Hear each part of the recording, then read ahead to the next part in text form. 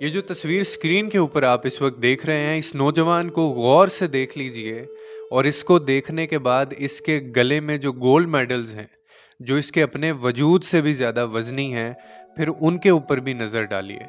और मैं आपको इस लड़के के बारे में बता दूं कि इसका नाम डॉक्टर वलीद है और डॉक्टर वलीद ने सिर्फ़ 29 गोल्ड मेडल एमबीबीएस में हासिल किए हैं, सिर्फ़ 29 गोल्ड मेडल। और मैं आपको इस चेहरे को, इस लड़के को गौर से देखने के लिए इसलिए कह रहा हूँ, क्योंकि ये चेहरा आपको दोबारा स्क्रीन पे शायद नज़र ना आए। ना ही ये ट्रेंड बनने वाला है और ना ही इसके ऊपर बात होने वाली है। शायद आपकी नज़रों से ये चेहरा गुज़रा हो, लेकिन आपने बिल्कुल इसको इसी तरह से नज़रअंदाज किया, जैसे आप आज तक लोगों को करते आए हैं। क्योंकि ये एक बेकार इंसान है और ये बेकार इंसान इसलिए है क्योंकि इसकी शायद इतनी औकात नहीं है कि ये निदा यासिर के शो में जा सके और ना ही इसने कोई ऐसा कारनामा किया है कि यासिर शामी माइक पकड़ के इसके पीछे भाग सके।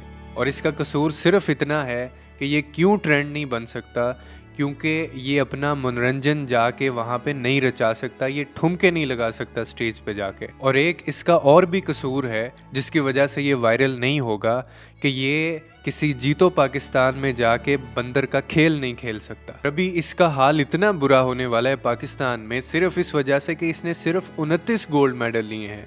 अभी इसने प्रैक्टिकल लाइफ में जाकर धक्के खाने हैं, उसके बाद ये हॉस्पिटल्स में जाके धक्के खाएगा, फिर हम इसका गिरेबान पकड़ेंगे, इसको ओए डॉक्टर कह के बुलाएंगे और उसके बाद इसको माँ बहन की गालियाँ भी देंगे।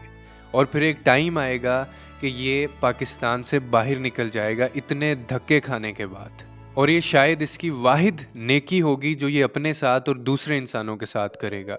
और हमने बहसियत एक कौम, एज ए नेशन, एक दफ़ा फिर ये बात साबित कर दी है।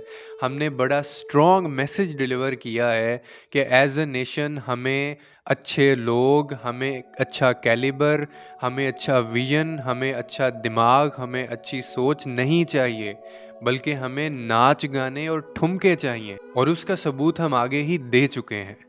हमेशा याद रखिए कि तरजीहात हमेशा आप तय करते हैं। सामने आपके क्या दिखाया जा रहा है या क्या चल रहा है, इससे कोई फ़र्क नहीं पड़ता है।